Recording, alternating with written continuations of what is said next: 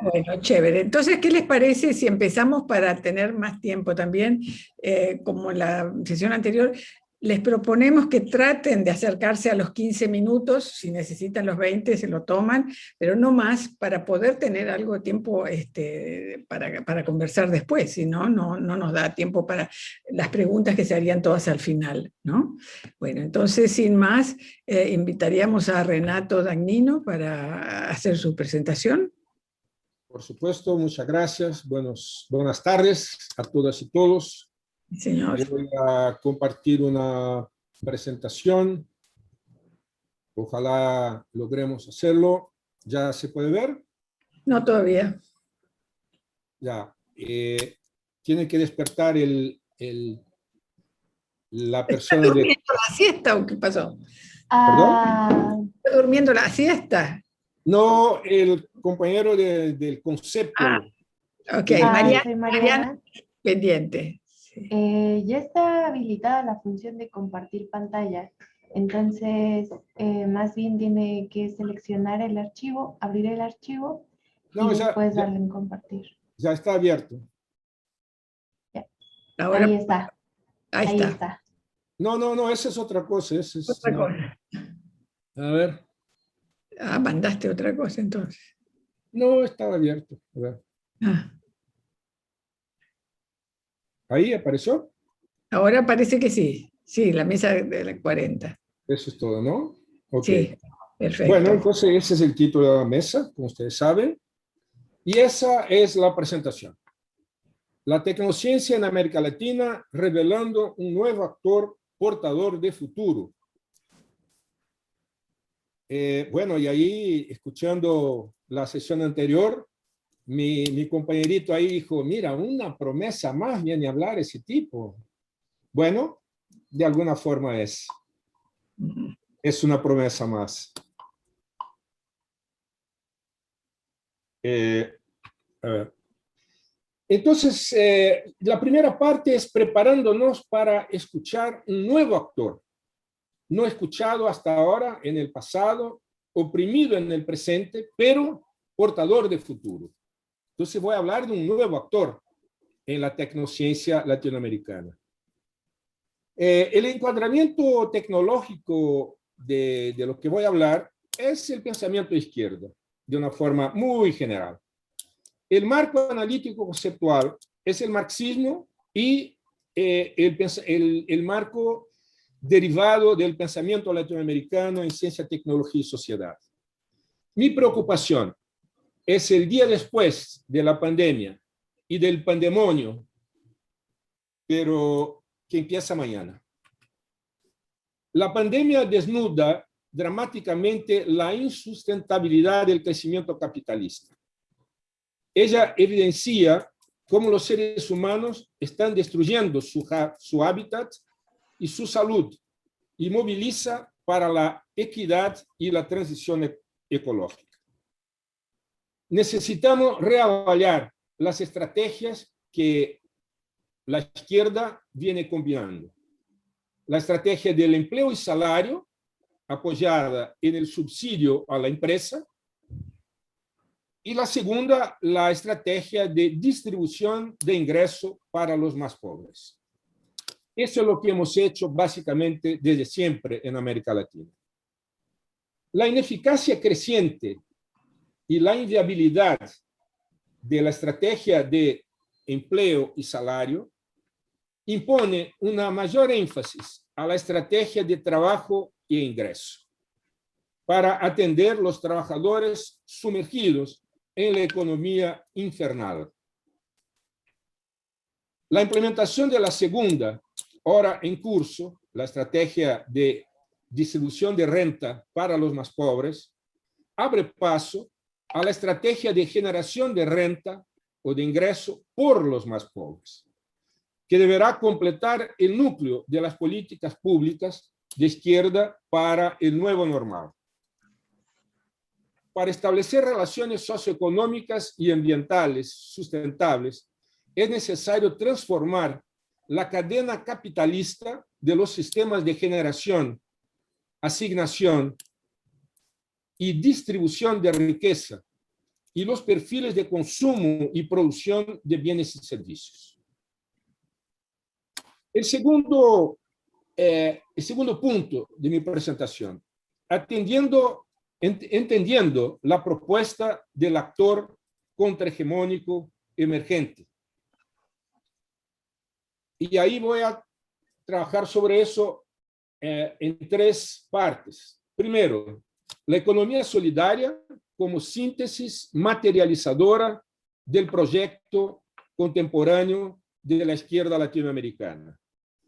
El segundo, la política económico-productiva para la economía solidaria, para esa síntesis materializadora del proyecto de la izquierda. Y en tercer punto, la política cognitiva de esa síntesis, o sea, la política cognitiva de la economía solidaria. Sobre el primer punto, la economía solidaria como síntesis materializadora del proyecto de izquierda, voy a hablar de la imposición del corto plazo y la construcción del escenario para Allende el capital. Es muy importante que entendamos que la economía solidaria es una imposición de corto plazo, si no, quizás no exista futuro en América Latina, pero también es la construcción de un escenario para después del capital. Y el segundo punto es el trabajo asociado, o sea, lo que caracteriza la economía solidaria, la propiedad colectiva de los medios de producción y la autogestión. La izquierda no está, por supuesto, intentando replicar una experiencia mal sucedida de propiedad estatal de los medios de producción del socialismo soviético. Y también está muy interesada en la autogestión como una propuesta humanitaria, ¿no?, que permita a los hombres y mujeres realizarse como personas. El tercer punto de esa síntesis, que es la economía solidaria, es la producción y consumo de bienes y servicios para el consumo final y productivo y el proporcionado vía compra del Estado. El poder de compra del Estado, en el caso de Brasil, es 18% del PIB, que hasta ahora está acaparado por las empresas privadas, pero que, sin embargo, podría estar dirigido, orientado a comprar bienes y servicios de la economía solidaria. Y el cuarto punto, finalmente, es el económico productivo de la economía solidaria como atractor de los colectivos contrahegemónicos emergentes. Los sin tierra, los sin techo, el movimiento verde, el movimiento de la agroecología, el LGBT, el movimiento feminista de una forma general, son movimientos colectivos contrahegemónicos muy importantes que tienen una característica, casi todos sus integrantes, una característica común. Hacen parte de los 100 millones de brasileños, en el caso de Brasil, de los 220 que somos, 160 en edad de trabajar, hay en esos 160, 100 millones de brasileños que nunca han tenido empleo formal y muy probablemente nunca van a tener empleo formal, para los cuales la economía solidaria es una expectativa, una alternativa muy importante. Y bueno, el segundo punto entonces, la política económico-productiva para la economía solidaria. Primer punto ahí, la estrategia solidaria del trabajo e ingreso, y no apenas la estrategia del empleo y salario, que supone elevado subsidio a la empresa y la captura de compras públicas. Ese no apenas está ahí como una condición cautelatoria, que nadie venga a decirme que yo no estoy diciendo que no hay que mirar a las empresas, que no hay que seguir subsidiando la empresa privada como se ha hecho desde siempre. Lo que estoy diciendo es que tenemos que tener una otra estrategia alternativa, aunque no excluyente. La generación de ingresos por los más pobres a través de las redes de producción y consumo de la economía solidaria, también, de nuevo cautelatorio, también apoyadas por el Estado, y no apenas la política compensatoria tradicional de distribución de ingresos para los más pobres, orientadas, al fin y al cabo, dentro del esquema keynesiano tradicional, a aumentar la demanda de las empresas. Entonces, muy importante, generación de ingresos por los más pobres y no distribución de renta o de ingresos para los más pobres. Tercer punto, la reorganización de nuestro tejido socioeconómico productivo post-pandemia mediante redes de emprendimientos solidarios, privilegiando la reconversión industrial y no la reindustrialización basada en una improbable adhesión del capital, cada vez más financiarizado, y que, si ocurre esa improbable adhesión, como ocurrió en el caso de Brasil a mediados de los años 2000, esa adhesión irá a incorporar conocimiento tecnocientífico monopolizado, ahorrador de mano de obra y predatorio. Entonces, es muy importante que tengamos presente que los bienes industriales, hablar en bienes industriales, no quiere decir hablar en bienes y servicios producidos por empresas privadas. Tenemos que capacitar, y por eso la tecnociencia solidaria, que voy a hablar enseguida, los emprendimientos solidarios para ingresar en la industria, pero la industria no basada en la empresa privada, sino que en emprendimientos solidarios. Finalmente, la política cognitiva de la economía solidaria. Presentando el nuevo actor para los compañeros y compañeras de Societe con una broma. Parto del triángulo de Sábato, que todos conocen muy bien, para hacer esa broma de un cuarto vértice. El movimiento popular. Desde la época de Sábato, América Latina ha cambiado mucho. El Estado no es el mismo, la universidad ni la empresa. Entonces, es hora que pongamos en esa contribución del querido amigo Sábato un nuevo vértice. A ese cuadrado lo han llamado en una reunión que propuse esa idea al cuadrado de Dañino. Entonces, ¿cómo me viene bien el nombre? Porque soy cuadrado, no body perfect, soy ingeniero además, así que además de marxista, soy ingeniero, entonces soy cuadrado. Y entonces estoy proponiendo esa forma un poco en broma para llamar la atención de que la tecnociencia solidaria es una propuesta a servicio de ese nuevo actor. Como integrante de la comunidad de Societe, a mí me preocupa mucho que nosotros tengamos esa propuesta, porque ese actor viene por las buenas o por las malas. Ojalá venga invitado por la izquierda y no como una revolución social, una guerra civil, como en muchos casos eso se nos acerca. Bueno, ahí mi amigo me pregunta, tecnociencia solidaria, ¿por qué no tecnología o innovación social? Y ahí me reporto a lo que nos habló ayer Carolina Bagatoli, que acordó en esa sesión anterior Noela, sobre los X-Innovation, que es el lenguaje de Godin. No hablo de tecnología, no hablo de innovación, hablo de tecnociencia. Y lo explico, creo que de una forma muy convincente. ¿Por qué tecnociencia? Porque ya no creo en ciencia y tecnología como cosas separadas, porque en mi entender eso nunca existió. Y explico también por qué solidaria.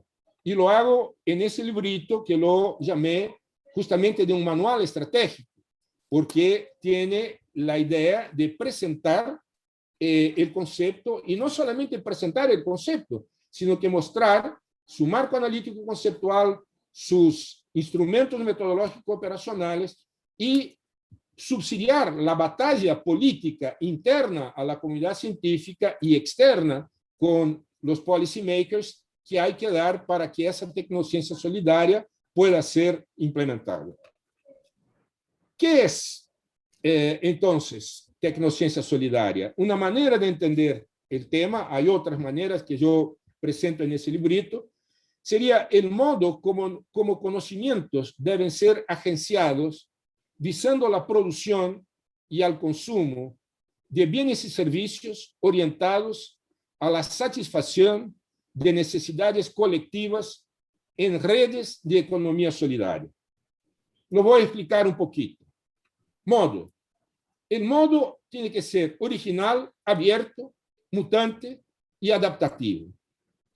Como conocimientos de cualquier naturaleza, científico, sea deshumano, sea inexacto, religioso, empírico, tecnológico, ancestro, cualquier naturaleza y origen, academia, empresas, pueblos originarios, movimientos populares, excluidos de una forma general. Esos conocimientos deben ser agenciados. ¿Cómo? Usados, prospectados, resucitados, combinados, reproyectados vía adecuación sociotécnica a partir de la tecnociencia capitalista, porque no somos tontos, no vamos a tirar el bebé con el agua del baño, no vamos a volver a las cavernas, sí vamos a reproyectar la tecnociencia capitalista como insumo, uno de los insumos para la tecnociencia solidaria. Visando a la producción y al consumo de bienes y servicios orientados prioritariamente a la satisfacción de necesidades colectivas, al atendimiento de las compras públicas y a la reconversión industrial. En redes de economía solidaria, respetando sus valores e intereses, propiedad colectiva de los medios de producción, autogestión y promoviendo su adensamiento, prolongamiento, sustentabilidades económica, social, cultural, política, autonomía y competitividad con las empresas capitalistas. Entonces, tecnociencia solidaria, modo como conocimientos deben ser agenciados, visando a la producción y al consumo de bienes y servicios orientados a la satisfacción de necesidades colectivas en redes de economía solidaria. Bueno, ese manual está dividido en 3 partes: el marco analítico, los instrumentos metodológicos operacionales, y la tercera parte es justamente sobre la disputa política de la tecnociencia solidaria. Y con él, con ese manual, creo que tenemos ya un primer puntapié para fortalecer el pensamiento de izquierda acerca de la construcción de una sociedad más justa, más equitativa en el futuro. Bueno, ahora provoco yo a mi compañero. ¿Qué te pareció la promesa? ¿Será sencillamente una promesa más? ¿O puede que sea algo un poquito más coherente y consecuente? Eso es todo. Muchas gracias. Estoy a disposición. Pero tengo sí un problema, Eve. Es que, como estoy en otra mesa, voy a tener que salir ahora. Pero, sin embargo, me gustaría mucho que pudieran contactarme por ese email o como sea, para escucharles. Y si a alguien le interesa, les puedo mandar el librito ese en PDF. Muchas gracias a todos. Que tengan un buen trabajo. Ok, bueno, muchas gracias, Renato, muy, muy interesante, como siempre. No sé si puedes quedarte para escuchar si hay algún comentario ahorita, podríamos intentar, y si no, queda con lo que tú propones, de mandarte las preguntas o lo que sea, los comentarios después.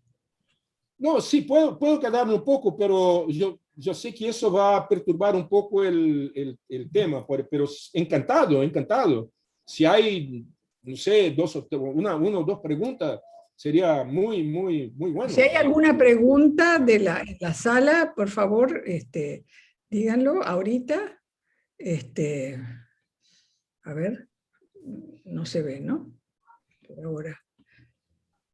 No lo veo. Pero si no... Están demasiadamente impactados por la promesa, ¿no? Puede ser. Ajá. Ok. Leandro tiene la mano levantada. Ah, bueno, dale, Leandro. Bueno, gracias, Eve, gracias, Renato, por por la presentación. Digo, si quiero el libro, te voy a escribir después para verlo, pero mi pregunta tiene que ver con digamos, si ves esta articulación entre las cuatro patas, los cuatro aristas, como un proceso que necesita determinado actor o grupo de actores coordinando, porque efectivamente son grupos que no siempre articulan, o son áreas que no siempre articulan bien, digamos, que no siempre usan el mismo vocabulario, que no siempre tienen los mismos intereses. Entonces, ¿hay algún papel, algún actor, alguna función que opere como coordinación? Sí, mira, hasta ahora la economía solidaria está caminando sola, ¿no? Hay no una resistencia, pero una poca comprensión acerca del hecho de que la economía solidaria necesita una plataforma cognitiva de lanzamiento. Como la tiene la economía capitalista, tiene la tecnociencia capitalista como su plataforma cognitiva de lanzamiento. Pero entonces no hay todavía una conciencia. Eso está cambiando, ¿no? Y eso hace con que el actor principal, desgraciadamente, Leandro, en esos momentos, sea la vieja comunidad científica. La vieja comunidad científica que todavía tiene su mente gris, aunque tengan muchos corazones rojos, contaminada por los valores e intereses de la tecnociencia capitalista, aunque no se den cuenta. Entonces, en gran medida, el tema de la tecnociencia solidaria tiene que ver con convencer, seducir, mejor dicho, seducir los corazones rojos que todavía tienen la mente gris para que se acerquen, para que cambien sus agendas de investigación, de extensión y de docencia en un sentido más coherente con el momento que vivimos, porque estamos todavía en el siglo antepasado. Y hemos logrado, Leandro, una cosa muy importante en Unicamp, que es quizás una de las universidades más conservadoras en Brasil. Hemos logrado insertar una cuña, una propuesta, es una historia un poco larga, si alguien quiere, yo puedo mandarles un artículo sobre eso, insertar una cuña y proponemos, como resultado de un grupo de trabajo que se ha formado por demanda de la rectoría, un observatorio de tecnociencia solidaria, para, junto con la agencia de innovación empresarial, ¿verdad? Dicen no, innovación tecnológica, ¿no? Pero no es innovación tecnológica empresarial, porque eso de innovación tecnológica de un lado, innovación social de otro, es una macana. No me vengan con esa historia, porque son justamente los pobres que necesitan conocimiento. Las empresas no necesitan. Como decía Sábato, hay 3 buenos negocios con tecnología: robar, copiar y comprar. Entonces, estamos empezando. Ojalá podamos prescindir, ¿no?, de la comunidad científica y hacernos fuertes en el movimiento popular. Gracias, Renato. Gracias, Leandro, por la pregunta. Renato, muchas gracias. Gracias. Que tengas buena sesión, y seguiremos hablando y escuchándote. Un beso. Ok, muchas gracias. Hasta luego. Chao. Chao. Entonces seguimos ahora con Néstor Daniel Martínez Domínguez, que comenzaría ahorita a las 3:49, entonces tienes tus 15 minutos. ¿Te conectas? Hola, muy buenas tardes a todos. Voy a compartir mi pantalla. No sé si ya la puedan ver. Todavía no. Ahora sí creo. Ya. Ahí está. Sí. Bueno, pues muchas gracias a todas y todos por el espacio, que ha sido muy interesante la mesa. El nombre de esta ponencia, como está en el paper del resumen, en el resumen del paper, se llama Prácticas Tecnoepistémicas para la Circulación del Conocimiento en México, análisis de las revistas científicas. Esta ponencia forma parte de algunos resultados preliminares de la investigación que estoy realizando en el doctorado en Sociología en la Universidad Autónoma Metropolitana, que se llama la tesis, o al menos así la estamos dejando, es de qué está hecha una revista, análisis de infraestructuras tecnoepistémicas para la edición de revistas en México. Y bueno, acá también está quien dirige esta tesis, que es el doctor Leandro, y espero no aburrirlos con el objetivo de la investigación. Y bueno, el objetivo principal de esta investigación es identificar los mecanismos de ensamblaje de actores científicos, extracientíficos, humanos y no humanos, que conforman la infraestructura editorial en México para la comunicación científica formal, ¿no? Entendida por la publicación de revistas y libros científicos. De acuerdo con Borman, la comunicación científica puede ser entendida como un sistema sociotécnico rico y complejo, formado a lo largo de los siglos, que se enlaza en múltiples relaciones, como pueden ser institucionales, políticas, sociales y económicas. Y bueno, esto tiene una perspectiva internacional, universal de la ciencia, a través de la estandarización, incluso de la forma en cómo se configura un artículo científico. Y bueno, también tiene un lugar concreto, la comunicación científica formal, que son principalmente en revistas y libros científicos. Y tal vez lo más interesante de lo cual voy a hablar en esta charla es los procesos de estandarización mediante diferentes criterios, ¿no? Como pueden ser las evaluaciones a través de métricas, los procesos editoriales y otros.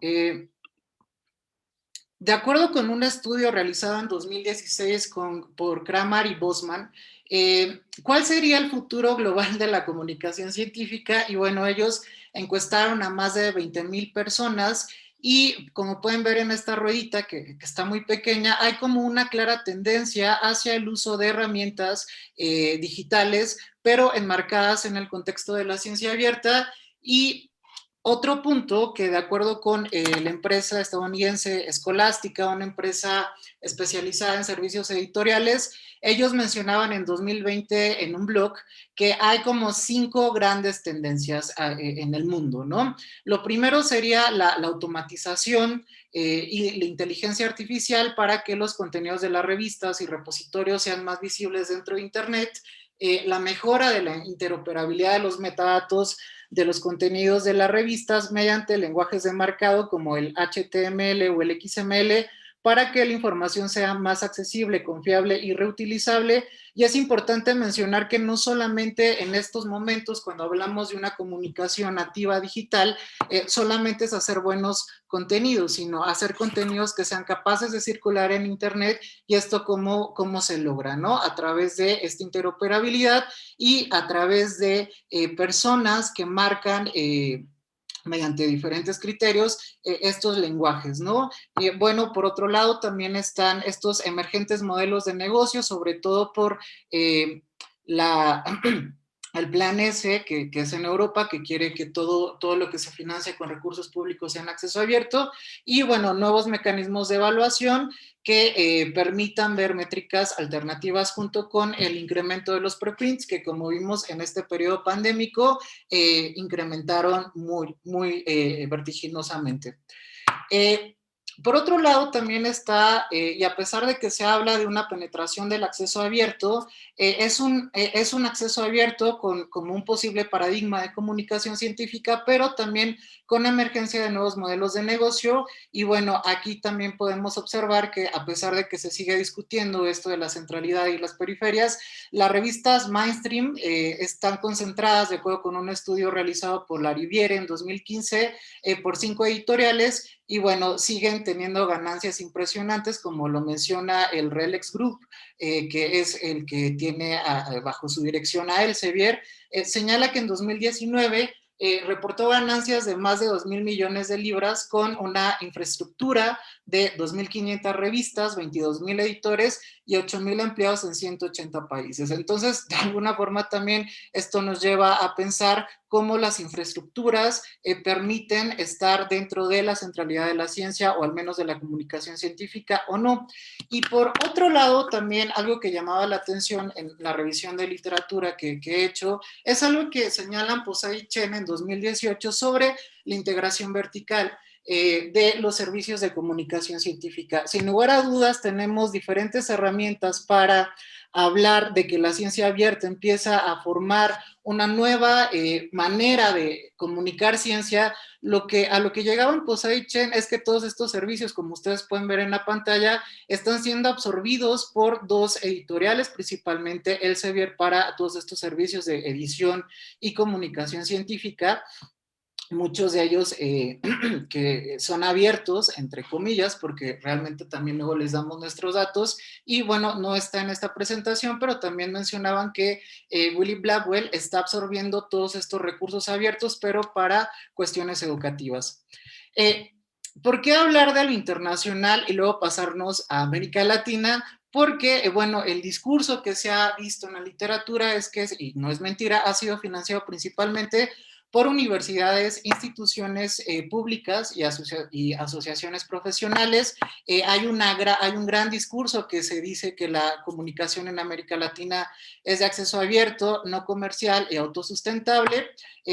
Las revistas son editadas principalmente en español y portugués, y bueno, desde 2016 hay cambios en las políticas públicas, como en México y Colombia, donde si bien hay apoyos para las revistas, este tipo de apoyos están proyectados con una única intención: mejorar la visibilidad y la internacionalización de las revistas. ¿Y esto cómo se va a medir? Bueno, a través de que estén en WOS y en Scopus. En la imagen que ustedes pueden ver a su derecha, podemos ver la forma en cómo CONACYT, a través del CIMAGO Research Group, que es quien hace los indicadores de Scopus, mencionó que ahora todas las revistas no se evalúan por procesos editoriales, sino que entran a algo que se llama Sistema de Clasificación de Revistas Mexicanas de Ciencia y Tecnología. Y, por ejemplo, si una revista está en cuartil 1, ya sea en SJR de Scopus o en JCR de WOS, pues en automático pasa Q1, Q2, Q3, Q4, y luego hay como otras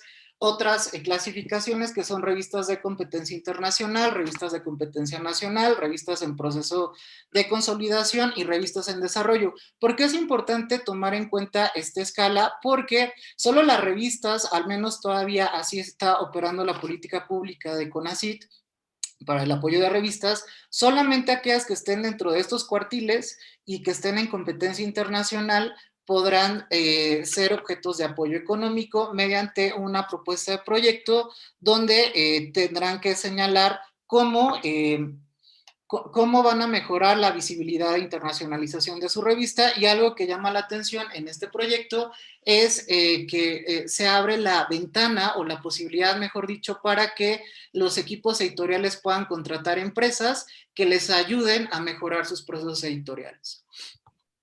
Desde la revisión de la literatura hay una visión tradicional de análisis en donde podemos encontrar desde la bibliometría y sobre todo estos análisis que hablan de relaciones de poder sobre las revistas, y principalmente retoman a diversos actores, pero principalmente son los editores, los autores, la política científica y las bases de datos, ¿no? Como WOS y Scopus, y para el caso latinoamericano es Cielo, Redalic y Latindex.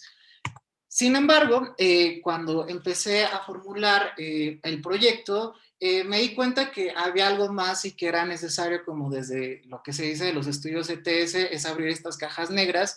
Y bueno, hay varias propuestas teóricas al interior del proyecto, pero dos que me van a ayudar con la ponencia es aquello que tiene que ver con la sociología de la tecnología por parte de Pinch y Bicker, sobre todo identificar los grupos sociales relevantes y observar la flexibilidad interpretativa que tiene en torno a un artefacto sociotécnico que podría entenderse una revista como un ensamblaje, y algo que propone Edwards, que se llaman las infraestructuras de conocimiento, que refieren a redes robustas de personas, artefactos e instituciones que generan, comparten y mantienen conocimientos específicos sobre el mundo humano y natural. La ruta metodológica, que se sigue cambiando por la pandemia, en primer momento ha sido un análisis de contenido de los sitios web de las 205 revistas. Hay más revistas en México y en América Latina, pero para el caso mexicano, las que están reconocidas y como una forma de lograr una cohorte fue a través de lo que estaba dentro del sistema de clasificación de revistas mexicanas de ciencia y tecnología, que hace un año eran 205, 2005, este número sigue actualizándose, algunas entrevistas exploratorias y actualmente una delimitación del trabajo de campo a las revistas médicas y del área de salud, y seguimiento en línea por la pandemia de encuentros de editores y de actores emergentes que yo pongo ahí en este slide, que serán ocultos o no ocultos o realmente no interesarían como una reflexión de análisis sociológico. Bueno, acá pueden ver unos primeros resultados. Si se dan cuenta, aquellas revistas que están en Q1, Q2, Q3 y Q4 son muy pocas. La mayoría de las revistas están en ciencias sociales y humanidades y ciencias de la conducta.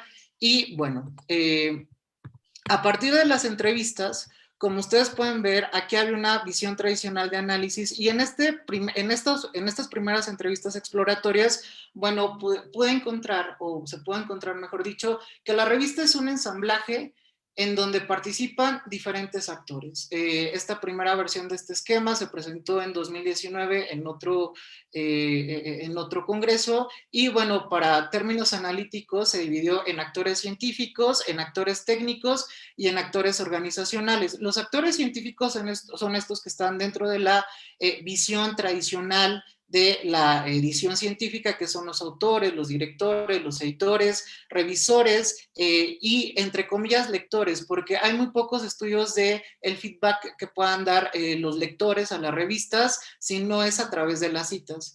Por otra parte, están los asistentes editoriales, en estos actores técnicos, el staff, que son diseñadores, traductores, secretarios y secretarias, toda la parte técnica, tecnológica, que es software y hardware, algo que empezó a salir dentro del propio análisis de contenido de las revistas y de estas entrevistas, fue el marcaje XML. Una revista no solamente ya no puede ser una revista que esté en PDF, sino que tiene que tener estos archivos que sean interoperables, y cómo se logra a través del marcaje XML, que les permite viajar y ser interoperables con otras bases de datos. Por otra parte, están también a nivel técnico las políticas editoriales que delimitan y estructuran cómo los contenidos se van a dar a conocer dentro de las revistas. Y el tercer grupo de actores de los cuales voy a hablar en estos momentos están relacionados sobre todo, aunque parecería que las revistas son esto que pertenece dentro de la propia comunidad, también hay actores que inciden, como las políticas científicas, en este caso CONACYT, las bases de datos, que no solamente es Scopus y WOS, sino que Cielo y Redalic, principalmente en América Latina, empiezan a señalar cómo quieren tener las revistas en sus acervos, que van desde las propias políticas editoriales de estas bases de datos regionales, junto a algo que, insisto, empieza a ser como el oro negro de la edición, que es el marcaje XML, las políticas institucionales y las condiciones organizacionales para editar una revista. Y bueno, también las compañías especializadas en edición y cómputo, los impresores y distribuidores, que bueno, están en conjunto, y es como muy interesante ir observando cómo para algunas revistas empezaron con contratos con impresores, es decir, imprimían, valga la redundancia, la revista, pero ahora con estas nuevas políticas que se les piden, donde las revistas tienen que estar digitalizadas, ellos con poca formación editorial científica se transforman también en compañías especializadas en edición digital y cómputo, ¿no? Por otro lado están los sindicatos. ¿Perdón? Me quedan 2 minutos. Ok, por otro lado están los sindicatos. Y bueno, con todo esto podemos hablar de una infraestructura de la edición científica, donde hay una división amplia del trabajo social de la edición y distintos ensamblajes y miradas en torno a la revista. Si bien hay como una visión en donde las revistas son de acceso abierto, autosustentables y no comerciales, al menos en México puede identificar que hay 15 revistas que tienen una gestión editorial externa, donde Permanger y Nieto Editores, para el caso de las revistas médicas, tienen una concentración local en estas publicaciones. También encontré 54 empresas especializadas en servicios editoriales de marcaje, cómputo y bibliometría, y tal vez lo más importante, no hay un sistema claro de rendición de cuentas de cómo operan estos servicios. También es importante decir que estas son pequeñas y medianas empresas, también hay mucho personal contratado por honorario que no tiene reconocimiento, y sobre todo que hay como una nueva fuerza de trabajo, que son aquellos que marcan el XML y aquellos que mantienen las plataformas de las revistas. Aquí tienen algunos fragmentos de algunas entrevistas que he hecho, en donde sí mencionan que CONACYT enseñó cómo publicar a una revista que esté especializada en cuestiones de anestesia. Y otra parte que llamó mi atención es que también hay que empezar a problematizar el acceso abierto en América Latina, como también un resultado de la precarización laboral y de estos actores ocultos que no están presentes en los análisis. Algunas reflexiones, no podría concluir, son que la producción de revistas desde la periferia cuentan con características particulares, y podemos encontrar estos procesos de integración vertical de los cuales hablaba Posay Chen, mediante la dirección de las políticas públicas y la estandarización de procesos editoriales que necesitan ser normalizados mediante la contratación de empresas y nuevos actores. Esto es lo que yo llamo relaciones de interdependencia técnica y epistémica, y por eso sería importante conocer las percepciones de estos nuevos actores para hablar en términos de infraestructuras y de estas relaciones técnicas como problemas epistémicos. Y bueno, muchísimas gracias. Bueno, muy bien, muchas gracias. Te hicimos correr mucho, pero estaba larga tu presentación. Sí. Entonces, pero, muy bien, muchas gracias, muy interesante, Néstor. Pasamos entonces ahora directamente a Santiago Llaudat. Santiago. Hola, ¿me escuchan? Sí. Muy bien. Bueno, no tengo un PowerPoint, así que voy a comentarles oralmente el contenido de la ponencia, y bueno, a la espera también del momento de las preguntas, poder tener algún tipo de intercambio. Ante todo, agradecerles a los organizadores de la mesa. Realmente ha sido un esfuerzo que han hecho muy importante, así que quiero reconocerles ese trabajo y pedirles disculpas por el cambio de horario, estas cuestiones que suceden en la virtualidad. Bueno, la ponencia se titula De lo local a lo universal, traducciones de conocimientos, mediación científica y colonialidad lingüística y epistémica. Bien. Lo que voy a contarles a continuación es un fragmento de la investigación más extensa que hice alrededor del caso de la stevia, que se convirtió recientemente en un libro. No voy a tratar ese caso, sino que voy a simplemente enmarcar este trabajo dentro de esa producción más grande. ¿Bien?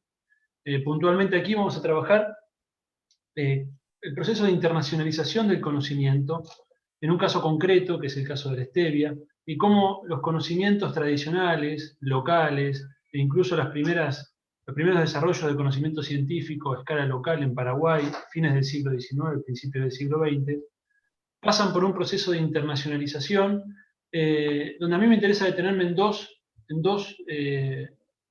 procesos, digamos, valga la redundancia, que están en el título de la ponencia, ¿no?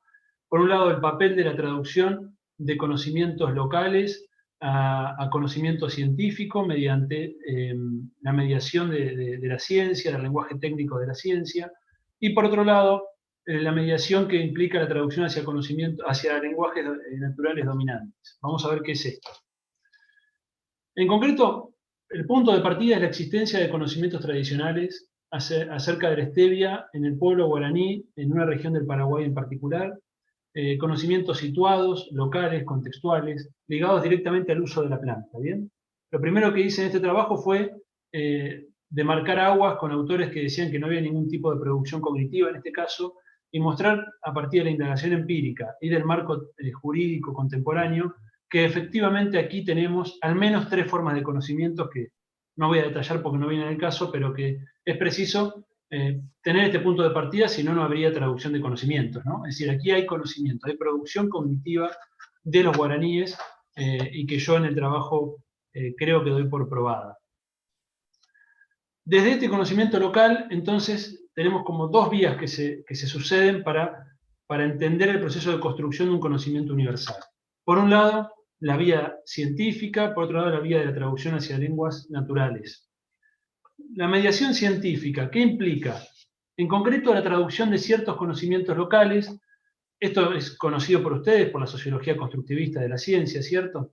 Son conocimientos que son traducidos en un artículo científico por personas con credenciales reconocidas a una terminología técnica aceptada por la comunidad científica internacional, sino un proceso por el cual la KGE, la hierba dulce de los indígenas, se vuelve un objeto científico en términos de Daston, ¿no? Se construye un objeto científico. Es decir, cómo la inscripción de los conocimientos locales traducidos de acuerdo a ciertas características técnicas, disciplinares, propias de este dispositivo sociocognitivo que es la ciencia y la disciplina botánica en particular, vuelve estos conocimientos objetos científicos. Pero a mí no es esto lo que me interesa, porque esto ya está dicho en la literatura, sino especialmente destacar tres propiedades que se siguen de esta mediación científica, tres propiedades de la traducción de conocimientos entre soportes materiales, una vez que este conocimiento se inscribe en el lenguaje de la ciencia. Esas tres propiedades que me interesa destacar y discutir con ustedes son, uno, que la constitución en objeto científico implicó ingresar al horizonte de visibilidad de la racionalidad económica capitalista. Es decir, el conocimiento local en el soporte material de la lengua indígena, de la intersubjetividad de los indígenas, estaba por fuera del horizonte axiológico capitalista, pertenecía al horizonte de los valores de uso, del vínculo con lo trascendente, es decir, a otro conjunto de valores. La mediación científica implicó la introducción de este conocimiento en el horizonte de sentido capitalista, es decir, el horizonte de sentido de los valores de cambio, la racionalidad instrumental. Y esto, de hecho, se manifiesta en nuestra historia en que rápidamente aparecen intereses mercantiles sobre la planta. Un segundo efecto de la mediación científica es la celeridad, es decir, la velocidad y la expansión que adquiere el flujo de conocimientos. Pasamos de un conocimiento local, situado, de circulación a pequeña escala, en una región del Paraguay, a lo sumo, en el Paraguay en su conjunto, a una expansión de esta circulación que en muy poco tiempo abarca regiones del mundo tan distantes como Europa, Estados Unidos, e incluso África y un poco más adelante el Asia. Es decir, la mediación científica tiene un papel muy importante en la expansión y aceleramiento de este flujo de conocimientos, ¿no? Y es interesante destacar que esta aceleración, esta mediación, va de la mano naturalmente con el pasaje a través de los centros imperiales, que son a su vez los centros científicos. Y este es el tercer punto que me interesa destacar, la tercera propiedad que implica la mediación científica. ¿Cuál es esta tercera propiedad? Entonces, que la mediación que el científico realiza a nivel local, Bertoni en este caso, que es un migrante suizo en el Paraguay, la mediación que Bertoni realiza se vuelve científica en tanto sigue determinadas normas fijadas por los centros científicos, que son a su vez los centros imperiales y los centros capitalistas. Es decir, que la producción cognitiva que el mismo Bertoni realiza, para que sea científica, es el científico, ¿no? Para que se vuelva científica debe realizarse de acuerdo a normas elaboradas por los centros científicos de las metrópolis. Y esto es muy interesante porque esto queda en evidencia, en este caso, a través de un error que Bertoni comete en la clasificación taxonómica de la planta, y es el análisis del error lo que nos permite descubrir que precisamente la construcción del objeto implica inscribirse en esa red semántica, lingüística, que se despliega alrededor de los centros científicos. Esto es muy interesante. Por otro lado, el segundo eje que les decía, la mediación entre lenguas naturales. Aquí yo hago un trabajo de reconstruir las diferentes traducciones por las que pasa el término originario de la stevia, de la lengua originaria guaraní, a una lengua híbrida mestiza, que es el yopará, que es una lengua híbrida entre español y guaraní, a una lengua natural subordinada, como es el español, finalmente a las lenguas naturales dominantes, como son el inglés, el francés y el alemán en aquel entonces, principios del siglo XX, e incluso el análisis de la traducción al latín, con toda una historia, ¿no?, que tiene el latín como lengua científica en el caso de la botánica. Y en esa sucesión, en esa cadena de traducciones, yo voy mostrando que no hay un recorrido azaroso, ¿cierto?, sino que más bien da cuenta de un proceso de colonialidad lingüística por el cual en el territorios colonizados, se manifiesta un proceso de diglosia lingüística, ¿no? Esto en el caso de Paraguay es bien claro. ¿Qué es la diglosia lingüística? La coexistencia de dos o más lenguas en un mismo territorio con funciones diferenciadas y asimétricas. Esto es propio de los procesos de extensión de las burocracias imperiales. Entonces, de un lado tenemos el idioma de los funcionarios coloniales europeos y de las élites, y por otro lado la lengua del bajo pueblo, o en este caso de los pueblos colonizados, como es el caso del pueblo indígena guaraní. Entonces, esta diglosia lingüística va acompañada de un proceso de subalternización lingüística, es decir, una lengua es dominante, otra lengua es subordinada. Y aquí aparece lo interesante, ¿no? Esta subalternización lingüística es una condición para la colonialidad epistémica. ¿Qué quiere decir esto? Los saberes en lenguas no europeas, en lenguas subordinadas, son vistos como parte del botín colonial. Esto quiere decir que no aplican las mismas condiciones de uso, de apropiación de conocimientos que aplican para las lenguas dominantes. Por ejemplo, la noción de autoría, de prioridad, de reconocimiento, que existe entre productores de conocimientos en el ámbito de la lengua dominante. Cuando se trata de una lengua subordinada, me puedo permitir no citar el origen de ese conocimiento y simplemente utilizarlo como parte de un botín, ¿no? Un botín colonial. Esto me parece que es bien interesante. Aquí yo hago un cruce entre los enfoques CTS y los enfoques decoloniales, y me parece que es un cruce interesante para profundizar también en otras áreas del campo CTS.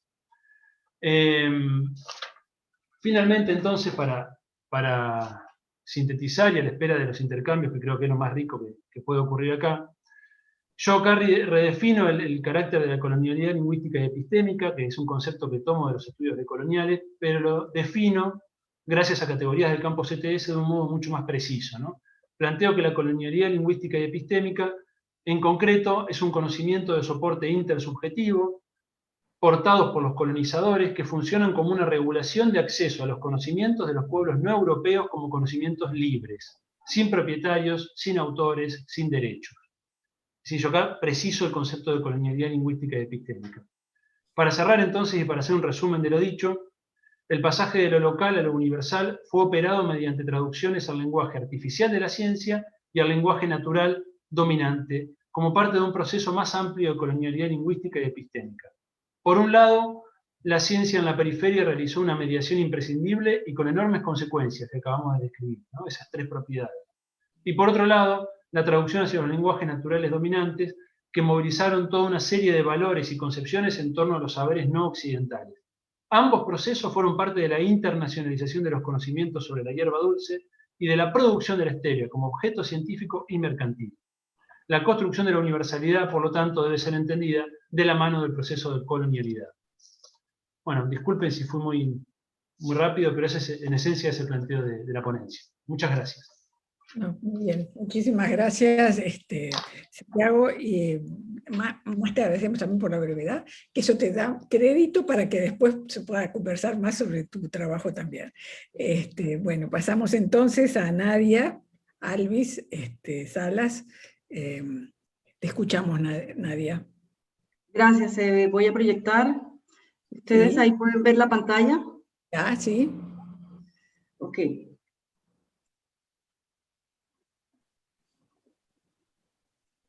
Bueno, primero que todo, buenas tardes a todos y muchas gracias a los organizadores de la mesa. La ponencia que yo les vengo a presentar hoy trata sobre la cooperación en innovación entre empresas extranjeras y organizaciones locales desde un análisis comparado entre países iberoamericanos. Este trabajo lo hicimos en colaboración con Isabel Álvarez del Instituto Complutense de Estudios Internacionales y Aura García de la Universidad Pontificia Bolivariana. Vale aclarar que el trabajo debe considerarse como muy preliminar y todas las sugerencias, por supuesto, que serán súper bien valoradas. Y otra cosa, pues también importante, que también, digamos que este tema puede considerarse como una arista de la relación entre tecnología y globalización, pero pensada más desde la literatura sobre negocios internacionales e innovación. De todas maneras, unir las corrientes también pues será muy útil para enriquecer el debate. El objetivo del trabajo es analizar la relevancia de los vínculos de cooperación en innovación entre empresas extranjeras y organizaciones locales, y particularmente sus determinantes en tres niveles: a un nivel micro, relacionado con la estrategia de la empresa; a un nivel meso, a nivel de sector; a un nivel macro, a nivel de las características del Sistema Nacional de Innovación de Acogida, y esto se hará en 4 países como son Argentina, Chile, Colombia, España y Uruguay, y se escoge España, digamos, por fuera del contexto del latinoamericano, porque es un país que históricamente ha tenido una fuerte presencia de capital extranjero, pero que al ser un país de renta media, permite contrastar también los resultados de la investigación.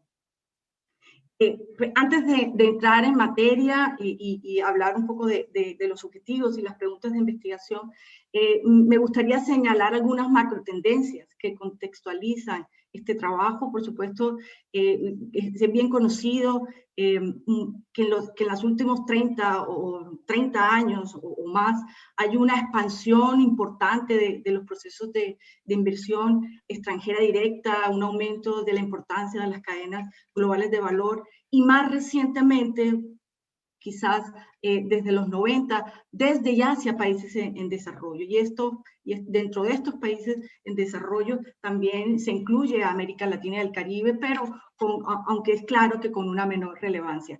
Esto implica una creciente necesidad de analizar cuáles son las implicaciones de esta expansión de la competencia, de esta expansión de los procesos de descentralización de la producción a nivel internacional, sobre todo en términos de la construcción de capacidades tecnológicas y posiblemente también posibles relaciones de dependencia que hay dentro de estas relaciones. Lo cierto es que aparejado también a esta expansión de la inversión extranjera directa, se ha presentado un proceso muy fuerte de generación internacional de la tecnología, que lo que ha ocasionado una mayor interdependencia entre los países y entre los sistemas nacionales de innovación. Por ejemplo, actualmente 36% del gasto empresarial en I+D puede ser atribuido a las empresas extranjeras ubicadas en países foráneos, y en algunos países, como por ejemplo Israel o también el Reino Unido, puede superar incluso el 50% del gasto, del esfuerzo que se hace en investigación y desarrollo. Algunas estimaciones modestas ubican esta participación del gasto en I+D de las empresas extranjeras en un 25% en América Latina. Lo cierto es que por la respuesta de alguna manera de los estudios y la literatura para poder explicar estos fenómenos ha virado hacia un cambio en la visión tradicional para entender las empresas multinacionales y su relación con los sistemas los sistemas nacionales de innovación, de acogida, desde una visión centralizada de la I+D que se hace en las casas matrices, la visión pulpo de las empresas multinacionales con una cabeza y tentáculos en diferentes partes del mundo, hacia una visión un poco más descentralizada que reconoce que bajo ciertas condiciones las subsidiarias extranjeras pueden ser actores activos en la generación y difusión de conocimiento, y en consecuencia hay que diseñar políticas que maximicen sus beneficios o también minimicen los posibles efectos adversos de estas relaciones. Quizás siendo muy reduccionista, hay quizás dos grandes corrientes en la literatura de negocios internacionales e innovación que analiza este fenómeno. La primera es una literatura de bastante recorrido, que es la literatura sobre spillovers tecnológicos y los efectos que puede tener la presencia de multinacionales sobre la productividad de las empresas locales. Y un segundo cuerpo de literatura, de línea de investigación un poco más reciente, que ya empieza a analizar mucho más directamente cómo se dan esos procesos y esos flujos de conocimiento bidireccionales entre empresas extranjeras y actores locales. Algunos lo analizan desde el punto de vista, desde el grado de arraigo que puede tener las multinacionales en un territorio específico y cómo eso afecta también el desarrollo de sus propias capacidades de innovación. Y hay otros que analizan efectivamente los determinantes de esta colaboración, entendiendo que esta colaboración es un mecanismo de transmisión de conocimiento y una manera de compartir activos complementarios que benefician tanto a las firmas locales como a las firmas extranjeras. El trabajo que les estoy presentando aquí se ubica en esta línea de investigación. Ahora, de todas maneras, este cuerpo de literatura, sobre todo la que tiene que ver con los determinantes de la cooperación, digamos que tiene unos temas que han sido muy poco explorados y muchos de ellos tienen que ver con la heterogeneidad detrás dentro de este problema. En primer lugar, hay una heterogeneidad desde el punto de vista tecnológico, porque lo que se ha encontrado es que las subsidiarias no son todas iguales. Y hay subsidiarias que efectivamente tienen una tendencia a ser más activas tecnológicamente, a innovar, pero hay otras que simplemente explotan las competencias de origen y digamos que persiguen otros objetivos, como por ejemplo, búsqueda de recursos naturales, menores costos laborales, etc.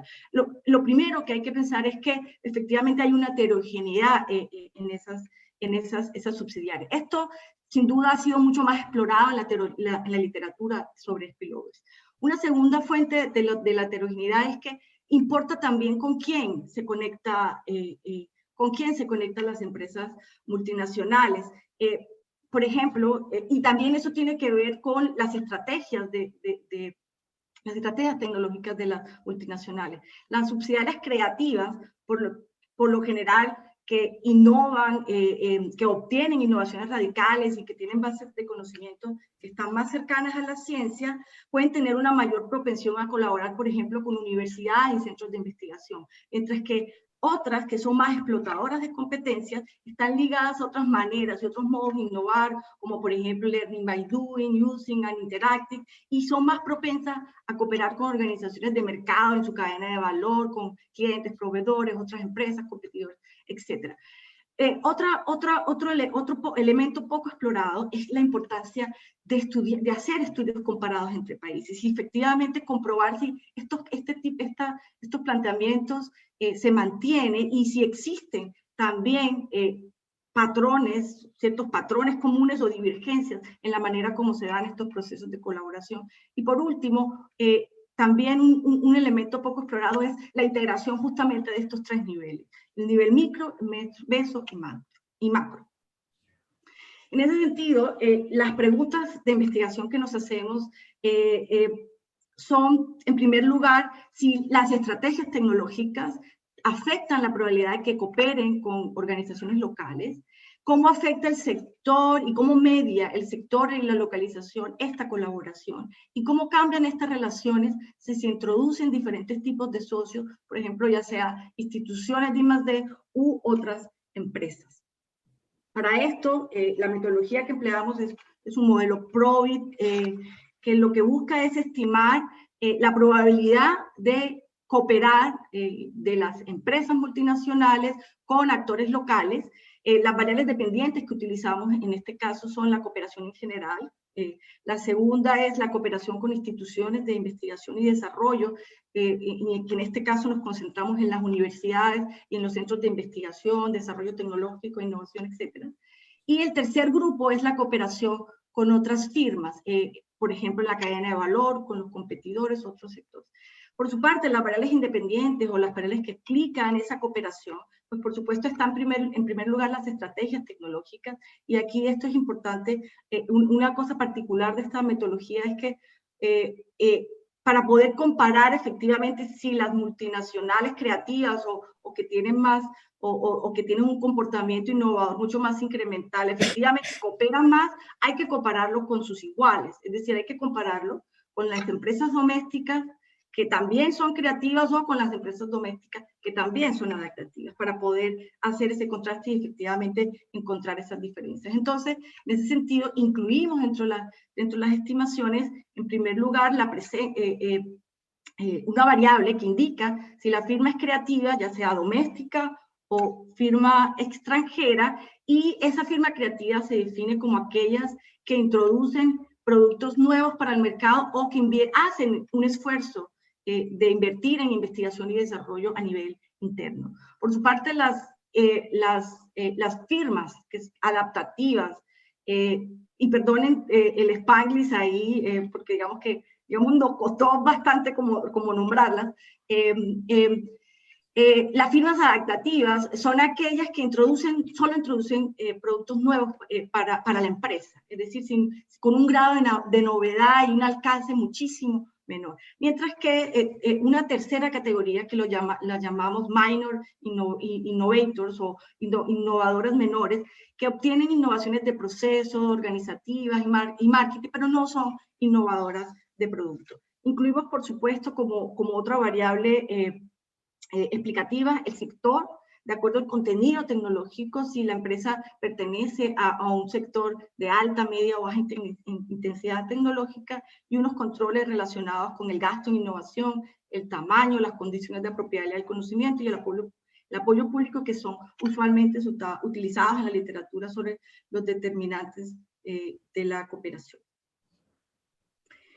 Los datos que utilizamos para hacer el estudio son datos de sección cruzada que provienen de 5 encuestas de innovación de los países que ya les había mencionado, y la muestra que utilizamos son las empresas que innovan. Se considera, según el criterio del Fondo Nacional, de acuerdo a lo planteado por el Fondo Monetario Internacional, que una empresa es extranjera si tiene al menos 10% o más de capital extranjero si tienen 10% del capital extranjero. Aquí les muestro de manera muy general la tipología o las tipologías de empresas extranjeras, y lo que se observa es que efectivamente, como es de esperar, el tipo más frecuente de subsidiarias son las menos innovadoras, es decir, las que tienen innovaciones de un menor alcance, y mientras que las empresas creadoras de competencias son las menos frecuentes, y esta proporción, si ustedes observan, está muchísimo más debajo de lo que se observa tal vez en un país como España. Y algo muy importante de señalar es que parece existir un patrón similar entre lo que pasa en Argentina, lo que pasa en Chile, lo que pasa en Colombia y en Uruguay en términos de la participación de estas tecnologías, de estas subsidiarias creativas. No los quiero agobiar con estas estimaciones, simplemente mencionar de aquí que lo importante mencionar aquí es que las empresas con capital extranjero efectivamente tienen una mayor probabilidad de cooperar con actores locales en comparación con las empresas extranjeras que tienen un comportamiento innovador de tipo adaptativo, y también innovan más que las empresas domésticas que son creativas. Es decir, de alguna manera lo que estamos diciendo aquí es que efectivamente las estrategias tecnológicas afectan la probabilidad de que las empresas multinacionales se conecten con actores locales. Entre más creativa es una subsidiaria, mayor probabilidad de que haya unos mayores vínculos con actores locales. Lo mismo ocurre en el caso de la cooperación con instituciones de I+D, o sea, con universidades y centros de investigación, y también, con excepción del caso de Uruguay, también pasa cuando revisamos la cooperación con otras empresas. Sí, y lo que es importante revisar, y este cuadro, digamos, de alguna manera resume esto lo que les he mostrado, es que si bien hay estas diferencias, es decir, hay un patrón en general en todos los países analizados de que efectivamente las subsidiarias creativas son las que más se conectan con el sistema local de innovación, sistema nacional de innovación. Estas diferencias son distintas entre países. Por ejemplo, si consideramos la cooperación con organizaciones con I+D o con otras firmas, por ejemplo, para el caso de Chile, de Argentina y España, la cooperación con organizaciones de I+D parece ser mucho más importante. Mientras que en el caso de Colombia, los vínculos con otras empresas pueden ser mucho más relevantes.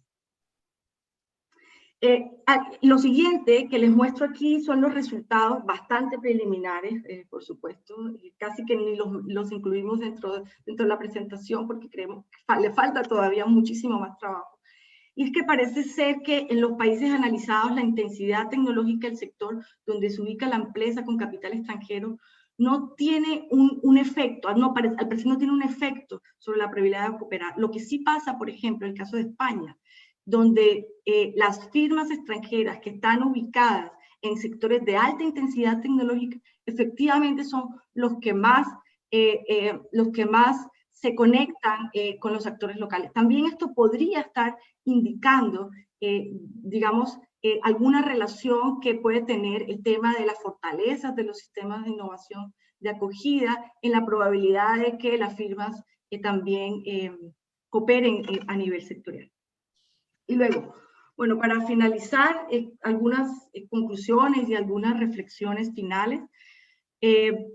Lo primero es que se comprueba que el establecimiento de vínculos de las empresas extranjeras con actores locales efectivamente depende del tipo de estrategias que estas empresas siguen, ya sea de creación o de adaptación en relación a su comportamiento innovador, y esto parece ser un patrón común entre países. Esto de alguna manera refuerza los hallazgos previos que señalan que la inversión extranjera ligada a la creación y aumento de las capacidades tecnológicas de las multinacionales pueden generar spillovers de conocimientos positivos sobre las economías locales, en este caso a través de procesos de co-creación mucho más directos entre empresas locales y empresas locales y empresas extranjeras. No obstante, sí que se observa que hay diferencias de acuerdo a los tipos de socios, y si esa relación se media por los tipos de socios, ya sea instituciones de I+D o como organizaciones de mercado. Y por otra parte, también lo que les mencionaba antes, no encontramos resultados concluyentes sobre la probabilidad de cooperación entre empresas foráneas y locales si revisamos analizamos el sector. Algunas implicaciones del trabajo. Lo primero es la necesidad de que hayan políticas mucho más activas y diferenciadas que promocionen los flujos de conocimiento entre empresas foráneas y sectores locales, que entiendan que de alguna manera se diseñen políticas dependiendo del tipo de estrategias que siguen. Esto se hace en China, esto se hace en los países europeos. El tratamiento de la inversión extranjera dependiendo de su contenido tecnológico es importante, y no meterlas todas en el mismo saco. Y lo segundo es que hay que reforzar la comprensión de las capacidades de las subsidiarias para crear efectos virtuosos locales o no virtuosos también. Hay que empezar a profundizar esto es un análisis muy cuantitativo, muy general, muy estadístico, que no permite ver ciertos matices, por ejemplo, entender cómo colaboran las empresas multinacionales, con qué intensidad lo hacen, para qué lo hacen, si hay codependencias entre las empresas multinacionales, los actores locales, y si están trabajando problemas locales, y cuáles son los efectos de esos vínculos. Hay de alguna manera una agenda abierta sobre trabajar con estas empresas, dado que son un actor importante dentro de nuestro sistema de las economías latinoamericanas. De alguna forma, esto último lo estamos haciendo en otra investigación que estamos iniciando, donde estamos haciendo unos estudios de caso en Colombia, en Chile y en España. Entonces, eso para reforzar justamente estos resultados. Y hasta ahí mi presentación, y muchas gracias. Muy bien, muchísimas gracias, Nadia, muy interesante también este trabajo. Entonces, sin más, porque tenemos muy pocos minutos, pues a las 5:30 tenemos la plenaria de SOCITE, los invito a que levanten sus manitas o que las pongan en la pantalla, en fin, o que griten por allí, porque yo no los veo. Entonces, ¿quién quiere comenzar con algún comentario o pregunta? No veo ninguna manita aquí. ¿No? Bueno. Doctora Ricardo Luis ya levantó la mano. Ah, bueno, chévere. Entonces, Ricardo Luis. Hola, buenas tardes. Mi pregunta es para Santiago. Me llamó mucho la atención su ponencia, felicitaciones por ella.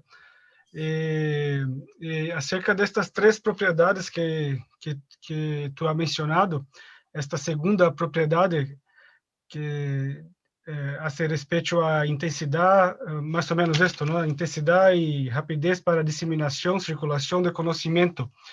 Lo que me gustaría preguntar es las relaciones de este aspecto de la producción científica con incentivos para la producción de stevia en una escala más capitalista, ¿no? En una escala mayor. También se hay este flujo de este tipo de conocimiento, también favorecer el interés y las prácticas empresariales para producir más stevia y accesar más mercados, ¿no? Además de las otras apropiaciones que hacen este tipo de negocio. Gracias, Santiago, y felicitaciones otra vez por su ponencia.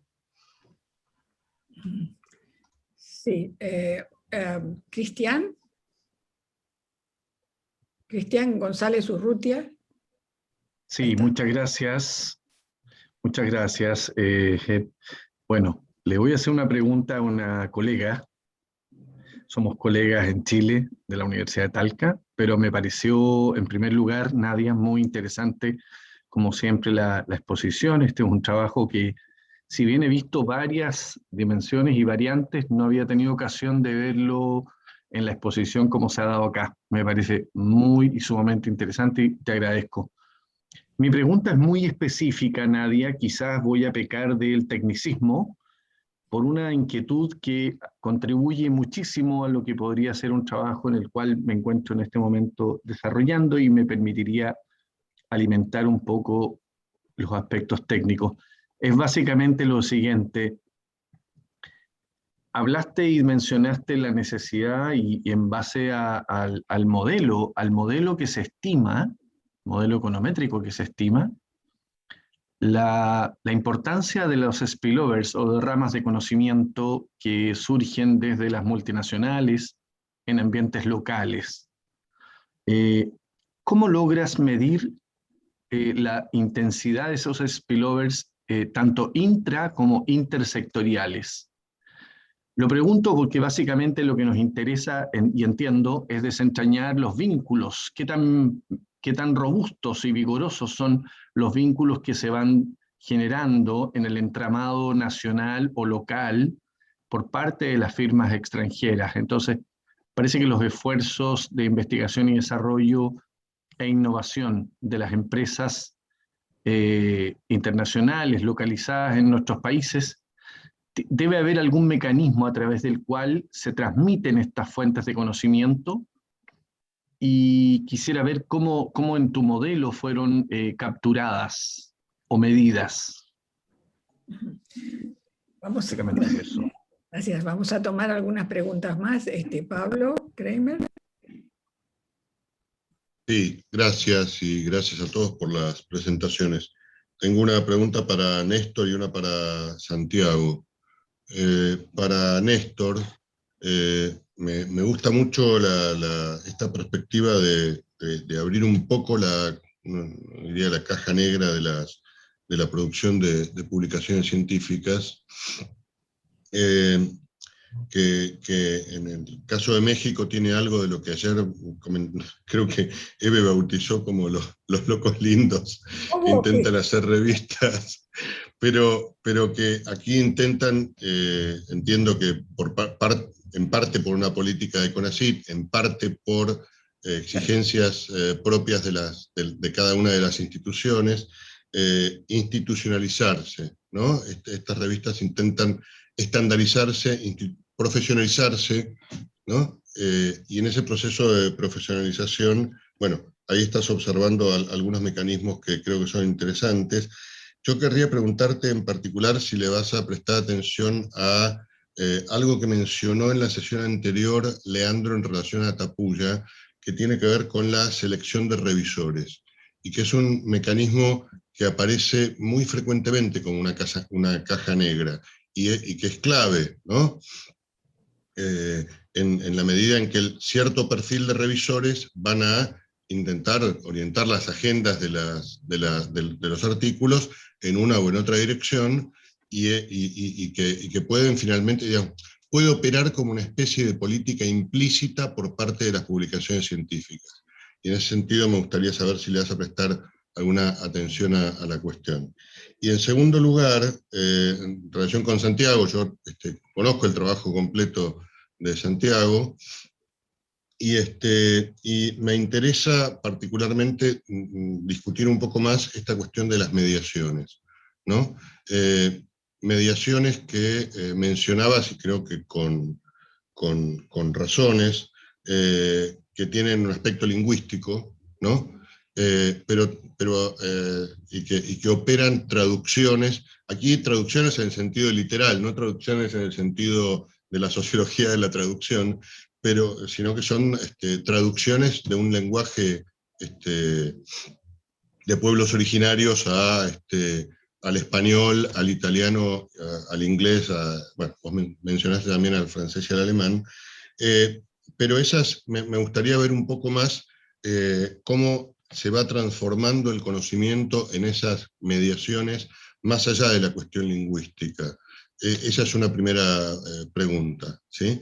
Quiero decir, una traducción lingüística nunca es una mera traducción lingüística, ¿no? Y entonces, ¿cómo se transforma el conocimiento a través de esas mediaciones? Y la segunda pregunta tiene que ver si esas mediaciones no permiten también, digamos, si no hay ya una primera mediación al modo en que otros grupos de latinoamericanos que finalmente podrían compartir, esto ocurre en Paraguay, y es finalmente, estás hablando de una región donde también participa Brasil, Argentina, Uruguay, digamos, si finalmente grupos de investigación de esos países no acceden a ese conocimiento a través de la mediación internacional, ¿no? Internacionalizada, cosa que en todo caso es un fenómeno más frecuente que el de tu caso, ¿no? Hay casos en México, hay casos en Ecuador, hay casos en Argentina, donde la mediación con pares latinoamericanos atraviesa cierto filtro de una internacionalización más internacional, para decirlo redundantemente, ¿no? Entonces me gustaría saber cómo lo estás viendo. Okay. Muy bien, gracias Pablo. Bueno, yo levanto la manito a la manera vieja, porque no veo otra persona anotada ahora. Néstor, me gusta mucho, mucho tu trabajo. Creo que tienes ahí un filón excelente para trabajar con cosas nuevas, porque con esto de trabajar sobre los agentes y los consultores, que como tú bien dices, a falta de una alfabetización técnica, tecnológica y de información, han ido absorbiendo de manera no regulada una cantidad de posiciones.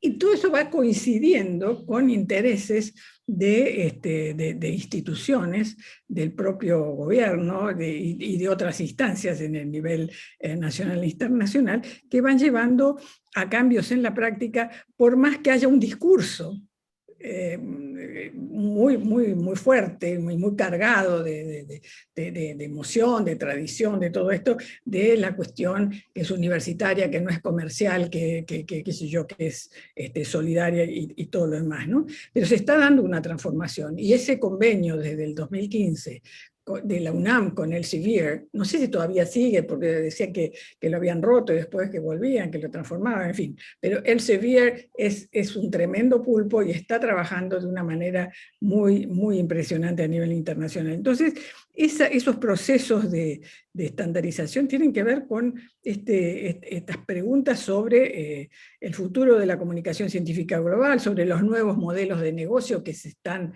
ya vislumbrando, no solamente en México. Me gustaría ver qué está pasando en Brasil también, en algunas de esas instancias, qué está pasando en otros países de la región con esta penetración tan fuerte y la integración vertical que señala Leslie Chan y Posadas, ¿no? Así que, bueno, me gustaría comentar un poco más. En tu resumen tú hablas de 27 empresas, pero ya identificaste 54 de estas empresas que están por detrás trabajando en estos temas, ¿no? Y Santiago, mira, me encanta tu libro y tu ponencia de hoy. Yo tengo un rollo, pero eso es un rollo personal, con el neocolonialismo, decolonialismo, no sé qué vaina. Me parece que todo lo que tú dices tiene que ver con explotación y apropiación capitalista, perfectamente explicable en esos términos, sin necesidad de lo decolonial. Pero bueno, esa es una limitación mía. Ya no lo voy a poder arreglar, evidentemente, pero me parece que se está introduciendo algo que no necesitamos en América Latina. Bastante nos fastidiaron ya con el colonialismo, de verdad, el histórico, y ahora nosotros aplicar que nos la están aplicando de nuevo. Es una cosa muy moderna. Y toda esta historia de la stevia que tú narras, y que por ahí decían, bueno, cómo se pueden desarrollar nuevas producciones comerciales en distintas escalas en nuestros países, me parece una historia fascinante cuando tú lo metes con la cuestión de cómo va a terminar en Japón, y cómo Japón es el que desarrolla sus plantaciones y las pone en el sudeste de Asia, sin necesidad de tener ya, una vez que les robó las plantas, no necesita más la intervención de Paraguay. Y ahí es una cosa que te dejo la pregunta, por si la encontraste alguna vez, o si lo encuentras alguna vez que conozcas a alguien de por ahí, que a mí me llamó mucho la atención en una visita a tu universidad, la Universidad de La Plata, en una ocasión en que estuvimos viendo un programa de investigación de unos tipos que hacían vacunas animales, un laboratorio ya perdido en el fondo del campus de la Universidad de La Plata, que tenían un convenio con la JICA, ¿no? Es decir, y que la institución de cooperación japonesa elegía lugares y universidades que no era la metrópolis. La Plata es prácticamente, bueno, es una universidad importantísima de Argentina, pero no era Buenos Aires, pero estaba en La Plata, y trabajaban ahí con había unos perros pulguientos, unos caballos en los huesos, una cosa terrible, pero bueno, era lo que necesitaban ellos para hacer su trabajo de investigación. Y yo he sabido de cosas en el interior de Brasil, financiadas por la JICA.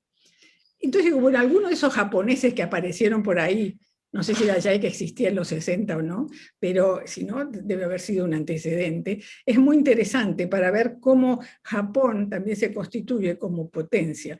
No es lo que tú quisiste demostrar en esta sesión, no era tu problema, pero me intriga muchísimo, porque además toda esa historia se conecta con, por un lado, propiedad intelectual, por otro lado, los marcos regulatorios. Y el hecho de que en Japón mismo se decidiera que los edulcorantes artificiales no servían y se prohibieran, le da el pie para toda esta expansión de este producto que a través de las distintas mediaciones que tú narras, describes muy bien, pudo llegar a ser un producto de tremendo valor de mercado a nivel internacional, ¿no?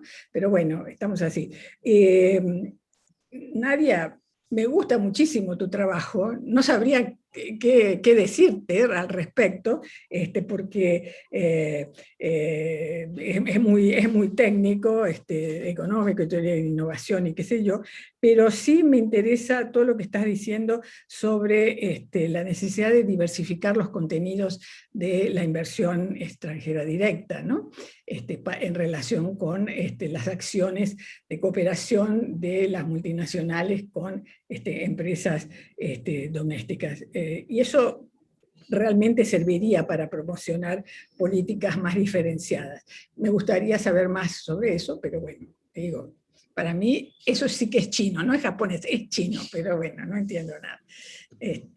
¿Hay alguien más que quiera hacer algún comentario? No, querría agregarle a Nadia una cuestión que ella lo pasó más o menos rápido, pero que finalmente mostraba que la cooperación con organismos de I+D local, por lo menos en Argentina y Chile, me parece que un poco menos en Colombia, era bastante importante.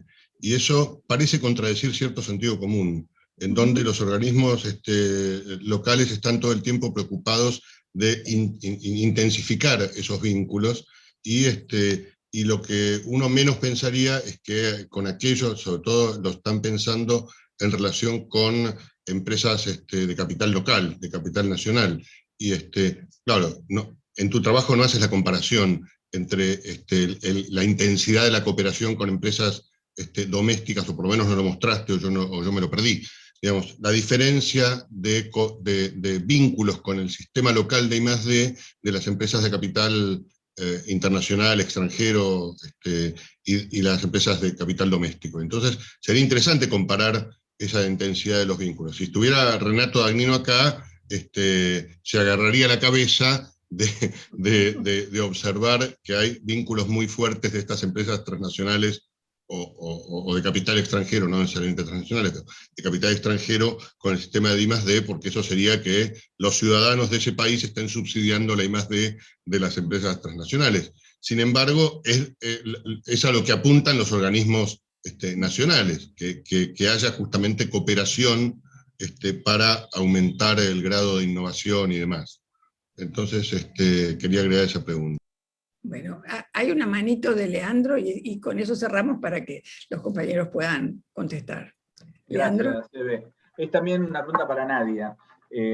Alguna vez escribí un capítulo para un libro que coordinaba Eve, me metí sobre el tema de capacidad de absorción, y para entender capacidad de absorber conocimiento. Y resultó que el concepto venía fundamentalmente de estudios de management, y cuando hice una breve análisis bibliométrico, los que más habían estudiado la capacidad de absorción era China. Y en realidad tenía bastante sentido una vez que me puse a leer, porque la estrategia de conexión con las grandes empresas multinacionales se basaba en una política de ir desarrollando capacidad de absorción del conocimiento. Entonces mi pregunta es, en este caso, ¿hay forma de observarlo cuantitativamente o no, la capacidad de absorción? Y si cuando vos te referís a diversificar las políticas, alguna apunta a desarrollar la capacidad de absorción, ya sea en instituciones de educación superior, de I+D, o empresas locales que tengan la capacidad de absorber conocimiento de las multinacionales, pero dentro de esquemas de política más amplios, ¿no? No como solo joint venture o iniciativas corporativas. Okay. Muy bien, gracias. Entonces, a ver, los tres colegas, Néstor, Santiago y Nadia. Si quieres, yo empiezo por la última pregunta que la hizo Leandro. Bueno, con respecto a la pregunta de Cristian sobre los spillovers, en realidad, digamos que el trabajo no analiza directamente los spillovers. Sí hay una literatura de larga tradición que lo que hace es evaluar si la presencia de empresas extranjeras en un sector específico, evaluadas, por ejemplo, en su participación en la producción o en las ventas, o en el gasto en I+D, tiene un efecto sobre la productividad de las empresas a nivel micro. ¿Sí? Y esto por lo general se hace a través de modelos de panel de datos y con largas series temporales. En el caso de la investigación que desarrollamos, digamos que la cooperación por sí misma, el hecho de que haya cooperación, implica que hay unos flujos de conocimiento, y esos flujos de conocimiento son directos, y de alguna manera esa es la definición de un spillover. Está hablando de un derramamiento de conocimiento desde las multinacionales, actores locales. Al final, en la cooperación hay ese derramamiento de conocimiento, pero posiblemente hay bidireccionalidad de esos flujos de conocimiento. Entonces, de alguna manera, per se, la cooperación implica, ¿cierto? Pero ya analizar cómo esa cooperación afecta otras variables de desempeño, ya eso sería como un trabajo un poco más sofisticado, que se podría explorar. Con respecto a la pregunta de Pablo sobre las diferencias con las firmas domésticas, efectivamente, sí hicimos ese análisis, y me voy a permitir proyectar esa diapositiva. y lo que se observa efectivamente que, por ejemplo, para el caso de Argentina, tenemos que las mayores diferencias entre cuánto cooperan las empresas extranjeras con actores locales en comparación a lo que lo hacen las firmas domésticas, digamos que esa es la relación, es mucho mayor en el caso de la cooperación con universidades y centros de investigación, y mucho menos con otras firmas. Pero esa cooperación, por ejemplo, es muy inferior con instituciones de I+D, es muy inferior a lo que pasa, por ejemplo, con Chile. En Colombia, al parecer, eso, digamos, porque posiblemente tiene una infraestructura científica y tecnológica un poco más débil, al parecer eso no ocurre. Y ahí es mucho más, en Colombia es mucho más importante las relaciones interempresariales. En el caso de Uruguay es un poquito mayor, y en España, si se fijan, tampoco las diferencias son tan pronunciadas. Si hay algo que muestra este gráfico, es que si nos comparamos con un país como España, ¿sí? Con un nivel de desarrollo un poquito mayor que el de varios países latinoamericanos, pero tampoco tanto, allí las diferencias no son tan fuertes, mientras que en América Latina sí que hay, pareciera que las empresas, ojo, pero las empresas extranjeras que son creativas, es decir, que están innovando para los mercados globales, que hacen un esfuerzo por investigación y desarrollo, esas son, efectivamente, están cooperando bastante. No todas. Y además, ojo, esas empresas solamente son el 10% de todo el conjunto de las empresas multinacionales. ¿Sí? Entonces también hay que tener cuidado con eso porque no son todas. ¿Sí?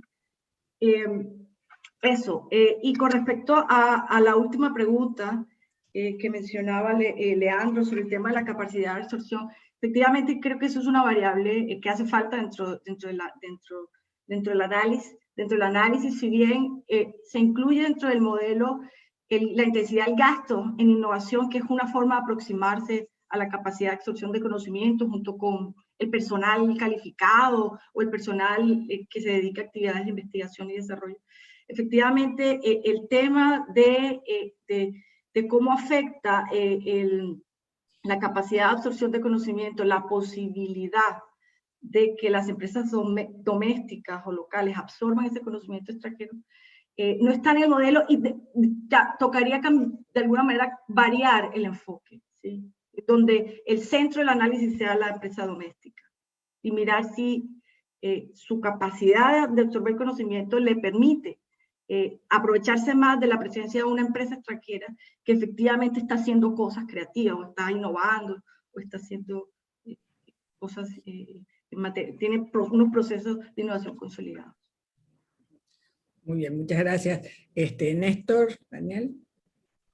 Bueno, pues muchas gracias por sus preguntas. Y en cuanto a la pregunta del doctor Pablo, justo por eso, en términos de cuando fui ya acercándome como a la figura revista y tratando de deslindarme de esta noción clásica de que las relaciones de poder son entre editores, política científica y los que están al interior de estos procesos científicos, por eso intenté pensar en la revista como un espacio heterogéneo que estructura la comunicación. Y dentro de ello hay varios actores, entre ellos los revisores, y bueno, ahí en cuanto si definen o no definen las temáticas, yo creo que para empezar sería importante pensar en las infraestructuras que tienen de poder difundir conocimiento, porque depende mucho de la disciplina y cómo estamos hablando. Por ejemplo, en esta nueva sección de la investigación donde veo a los editores médicos, ellos me dicen que realmente uno de los problemas es conseguir papers. Como no están reconocidos a nivel internacional, lo que les cuesta es como conseguir documentos que sean publicables, ¿no? Y esto se repite también en los revisores. Ahí hay muy poca literatura, al menos para el caso médico en México, pero sí se menciona que los revisores no quieren hacer un trabajo editorial en el sentido de que como no son revistas reconocidas o indizadas tanto en WOS como Scopus, pueden tardarse un mes o pueden tardarse mucho más, y aparte hay editorial muy bonita de un editor de una revista médica, en donde dice que pareciera que les están haciendo un favor a hacer su trabajo de revisión. No sé si esto se pueda contrastar de forma complementaria con revistas de humanidades, por ejemplo, pero en ese sentido la función de los revisores también incluso lo he visto en alguna entrevista que tuve la oportunidad con una editora de lingüística y de una revista de historia. Me decía que los revisores que más se comprometen a hacer su trabajo son los tesistas doctorales, ¿no? Y que entonces cuando hablamos de brechas generacionales, cuando les piden la revisión al investigador o investigadora consagrada, es más complicado. Entonces, tal vez no podría como responder si ellos también podrían definir las agendas de la propia revista, pero sí creo que en términos de mecanismo de trabajo, sí van estructurando incluso cuando se publican los dosieres o los contenidos de la misma, y eso también hay que verlo como una relación de trabajo, ¿no? Que es una relación de trabajo no pagado, pero que sigue siendo trabajo y muchísima talacha. En cuanto a la pregunta de la doctora Eve, me gustó mucho la analogía de Elsevier pensándola como un pulpo, porque efectivamente es cierto que Elsevier ya no busca como solamente editar la revista, sino tener unas cuestiones añadidas a servicios, por ejemplo, Mendeley o algún otro servicio de preprint, pero para el caso mexicano, sobre todo, Elsevier se va con las revistas, y eso también lo pude notar en la literatura para el caso de Brasil, en donde empieza a absorber estas revistas que empiezan a tener mayor impacto y las editan, y acá por eso colocaba en la presentación este discurso, no sé si llamarlo único, pero tal vez el que más se escucha de este acceso abierto no comercial, autosustentable y solidario, porque la verdad es que ya no empieza, al menos en las revistas, tanto brasileñas como mexicanas, ya no empieza a pasar esto, sino más bien podemos encontrar que hay varias revistas, incluso aquellas que no están indizadas, que cobran, o incluso por la traducción. Y esto de qué pasa en Brasil y qué pasa con las consultoras a nivel latinoamericano, pues es algo que todavía es mapear, ¿no? Ahora sí, a viva voz de los editores que me dicen, no solamente son los que marcan o los que me montan la plataforma, también me llegan N cantidades de correos ofreciéndome otros servicios. Y esto es importante porque también considero, para el caso brasileño y mexicano, es que las bases de datos regionales empiezan a estructurar de alguna forma este negocio, sobre todo para el caso del marcaje XML, donde por ejemplo Cielo en su modelo editorial y que se empieza a asociar a través de voz con este Cielo Citation Index, lo que se pide también en CONACYT, que ya no lo puede decir, es que necesariamente las revistas tengan marcaje XML, pero con los criterios que Cielo está colocando que debe de ser el marcaje, ¿no? Entonces, ahí también hay digamos, un diálogo técnico, sobre todo entre Cielo y Redalyc, que están marcando de forma distinta, similar pero distinta, y yo creo que la gran perspectiva que tiene Cielo, y por eso se hace un negocio, sobre todo para el marcaje XML, y eso pues desde Brasil está, es tener como una serie de metadatos que permitan implementarse al menos en WOS y en Scopus. Pero sí, valdría la pena ver qué tanto de estas consultoras empiezan a tener agencia y cuántas hay. Eso sí es o sea, mientras más avanzo en las entrevistas o mientras más empiezo como a ver, hay más y hay más y hay más y no sé hasta dónde pueda como parar el dato. Muy bien, bueno, muy bien, muy interesante todo. Santiago, dale, un ratito, hay 20, nos vamos para poder llegar a la plenaria. Perfecto. Dale. Antes de responder a las inquietudes de los compañeros y compañeras, quería recuperar un poco el trabajo de Néstor, que también me pareció súper interesante. Me pareció muy interesante lo que dijiste al pasar y que no fue retomado, que fue cómo el acceso abierto desde América Latina se está garantizando sobre un esquema de precarización laboral, ¿no? Creo que es un aspecto interesante para profundizar. Creo que varios de acá hemos hecho parte de revistas universitarias y hay todo un esquema de precarización impresionante alrededor de eso que, bueno, fundamentalmente tiene que ver con valores, ¿no? Es decir, creemos en el acceso abierto, entonces lo hacemos como una especie de militancia, pero siempre que se confunde el trabajo con la militancia es un problema, ¿no? Así que me pareció súper interesante en esto de tu trabajo. Y otro aspecto que me gustaría que charlar con vos algún día tiene que ver también con problematizar el acceso abierto, en el sentido de el ofrecer, digamos, algo que tiene un tremendo valor, como es el conocimiento científico, tecnológico, de modo abierto y gratuito, ¿no? Esto ha sido discutido, por ejemplo, por Kodner en algún trabajo. Es decir, ¿cuál es el límite del acceso abierto, ¿no? Cuando hay todo un flujo de recursos muy importantes, desde el sur hacia el norte, para ingresar a las revistas del norte, mientras que nosotros facilitamos, ¿no?, el acceso a nuestras revistas del sur, digámoslo así. Voy a dar un ejemplo. En Argentina, la biblioteca electrónica está gastando en este momento $10 millones para pagar las suscripciones a revistas del Elsevier, Springer, etc. Hace unos años eran 22 millones, ¿no?, hasta el 2017. Sí, son montos muy importantes para el presupuesto de nuestros países, ¿no? Me parece que es un tema interesante para discutir. Te lo dejo nomás para charlar por privado. Y en el caso de Nadia también le escribí pidiéndole su correo. Me interesa mucho, Nadia. Estamos trabajando con nuestro grupo, con Mariano Zuckerfeld y otros compañeros, los procesos de apropiación de conocimiento norte-sur, ¿no?, centro-periferia, tratando de entender la apropiación que hay desde el norte de conocimientos del sur, ¿no? Mi trabajo sobre stevia se inscribe en ese lugar.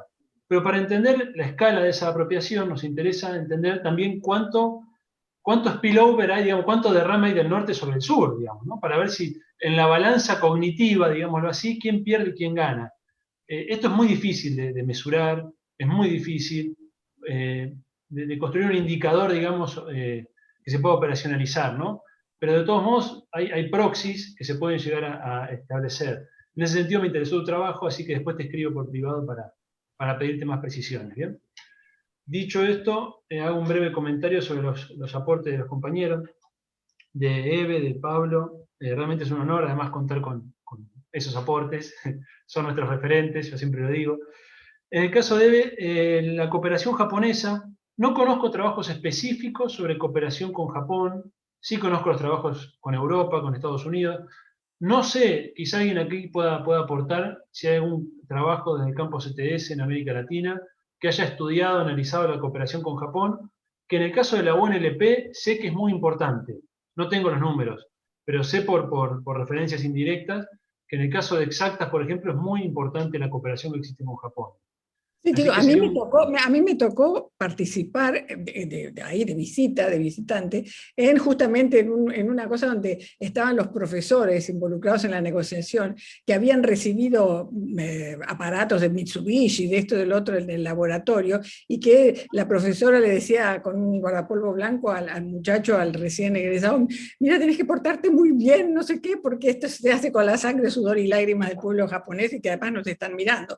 Es decir, toda esa pasión y ese compromiso, esa cuestión, era una cosa que estaba muy bien analizada, muy bien elaborado, porque los japoneses dicen: bueno, ustedes tienen que llevarse su aparato desde el puerto de Buenos Aires hasta La Plata, es su problema, pueden vender vacunas anteriores, lo que sea, nosotros para eso no le podemos dar más plata, pero ustedes nos dan 3 meses o 6 meses, no me acuerdo, está todo eso en los convenios de la universidad, te recomiendo para que los busques, y después de esos 6 meses quedaban liberados, podían hacer lo que quisieran, y esas eran las demandas de JICA, ¿no? Y la universidad después avanzaba, tenía su convenio, vinieron profesores japoneses a la universidad, en esta área, te digo, de vacunas animales. Supongo que, como vos bien dices, hay de muchas otras áreas, ¿no? Pero me parece un tema apasionante porque entra Japón como un actor también internacional en las antípodas, ¿no? Y que, bueno, sacan toda esa riqueza de Paraguay, bueno, ¿no? Sí, no sé, quizás Pablo, otro compañero que se ha dedicado más a este análisis, no sé si hay estudios sobre la cooperación con Japón. En caso de no lo haya, sería interesantísimo hacerlo. Sé que en la UNLP es muy importante, porque frecuentemente compañeros de Exactas viajan a Japón en el marco de programas de intercambio, o sea que hay un volumen ahí de intercambio interesante, y no es de ahora, sino de hace varias décadas. Yo en el libro Al Pasar cuento un ejemplo que me lo comenta un investigador del INTA en relación al pejerrey de Chascomús, y cómo los japoneses, también hay un proceso ahí de expropiación, ¿no?, en el caso del pejerrey de Chascomús, pero no tengo información sobre eso, realmente, no puedo aportarte más que eso. En el caso de Chagas hay un venezolano que se radicó en Japón. Compañero mío. Sí, del IBIC, que se me acaba de ir el nombre, con U empieza. Yo estoy con Alzheimer, así que... Bueno, no a mí me está llegando, pero un tipo que era un referente internacional, que estaba en el IBIC, y que, pero él se fue a Japón porque estaba casado con una, o estaba casado, se casó, no sé, bueno, alguno de sus viajes conoció una japonesa y se fue para allá, pero montó un laboratorio industrial, un farmacéutico, ¿no? Con capital japonés, para trabajar una de las drogas para Chagas. Ay, Uribe no es Uribe. Lo tengo en la punta de la lengua, no importa, pero... Sí, yo lo conocí además ahí en el IBI, que veo su cara y no me acuerdo su nombre, bueno, ya aparecerá. Bueno, parece que es un área de vacancia interesante, ¿no? Para el campo CTS, a ver si indagar esa cooperación América Latina-Japón. Después, en relación a lo de colonial, tengo el mismo enojo que vos, Eve.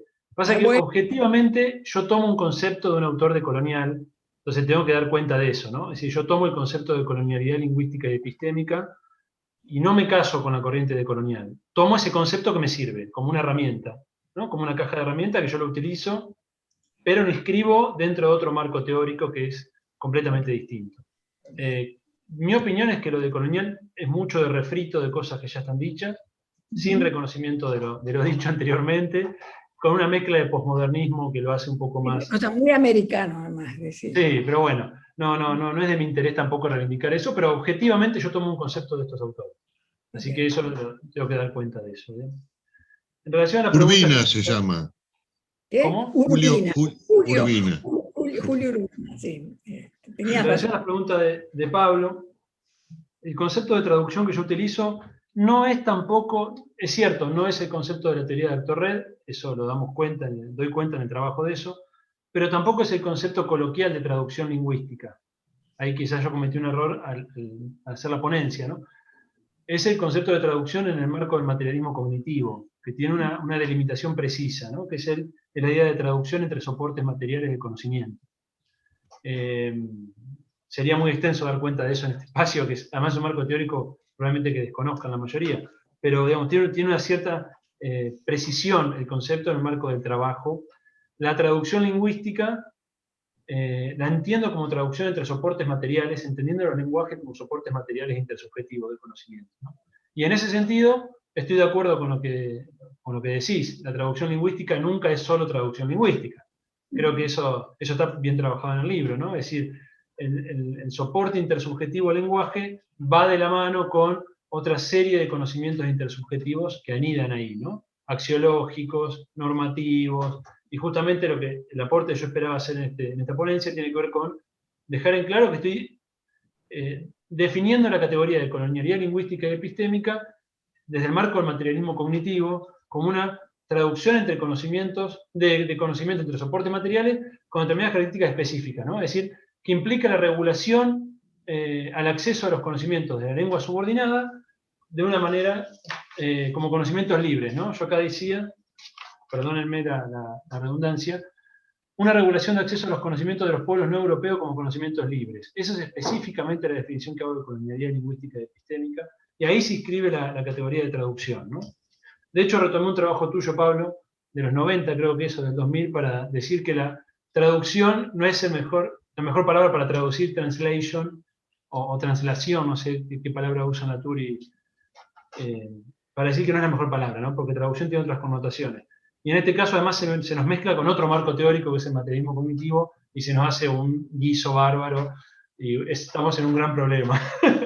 Hay que buscar nuevos términos y nuevos conceptos.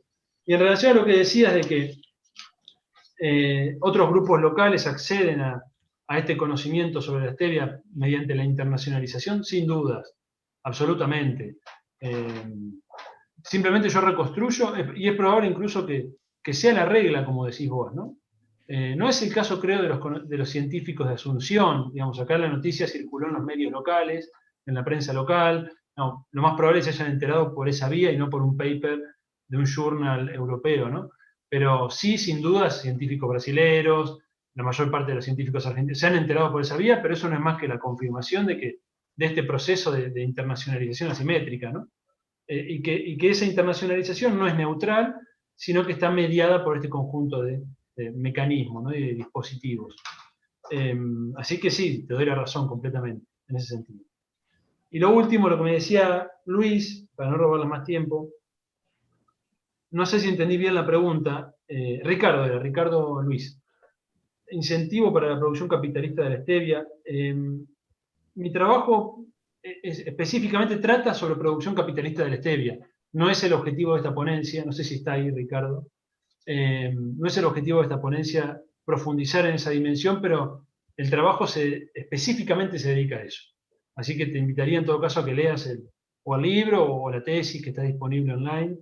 En relación a la ponencia solamente aparece cuando digo que la traducción al lenguaje de la ciencia implica pasar de un horizonte de sentido de los valores de uso a un horizonte de sentido de los valores de cambio, ¿no?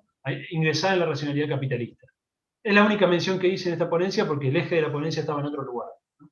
Pero bueno, te invito a que leas el trabajo y ahí justamente, como decía Eve, se profundiza en la dimensión de la explotación capitalista. Okay. Bueno, fantástico, muy buen cierre. Los invito ahora, que faltan 5 minutos exactamente para que empiece la plenaria, a que cambien el switch, den vuelta alrededor de la silla, hagan alguna flexión y vuelvan a sentarse. Ha sido un gusto compartir con ustedes esta tarde, no sé qué es, sí, tarde, siesta para algunos, lo que sea, y nos vemos al ratito. Muchas gracias. Eve, quiero sumarme al cuestionamiento a los postcoloniales, y aviso que en breve sale un artículo en Engage STS justamente discutiendo con esas perspectivas. Y además quiero felicitar a todos los ponentes de las 2 sesiones, que me parece que fueron excelentes presentaciones, y gracias Eve por la Eve, y creo que volvió Mauricio, ¿no? Mauricio volvió, sí. Eve, ¿nos podríamos tomar una fotografía? No sé cómo se hace. Si quiere yo la tomo y se la envío. Dale, fantástico. Tocaría que todos abramos las pantallas para tomar. Sí. Rosaura. Yo lo he aprendido 50 veces y las 50 me olvido, así que no quiero acordarme. Bueno, entonces vamos a la 1, a las 2 y a las 3. Muy bien. Listo. Muy bien. Se las envío al correo y ustedes las distribuyen. A todos. Muy bien, muchísimas gracias. Gracias. Un placer. Gracias a todos. Estamos en contacto. Gracias.